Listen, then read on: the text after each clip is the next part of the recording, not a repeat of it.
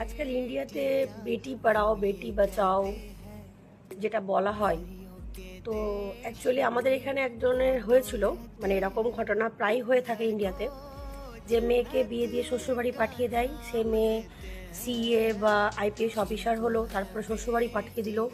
পাঠিয়ে দেওয়ার পর ওখানে গিয়ে দেখে মেয়েটা যে আমাকে আমার মানে শ্বশুরবাড়ি থেকে কাজের মেয়েকে ছাড়িয়ে দিয়ে আমাকে সব কাজ করতে হচ্ছে। 1 মাস 2 মাস 3 মাস 5 মাস পর ওর নিজে একজন মেড তৈরি হয়ে যায়, মানে কাজের মেয়ে, যেখানে ওর চাকরি পড়াশোনা সব কিছু শেষ। লাস্ট অবধি সে স্ট্রমায় চলে যায়। সে চাকরির ওপর কোনো কনসেন্ট্রেট করতে না পেরে চাকরি ছেড়ে আজকে বাড়িতে বসে থাকে।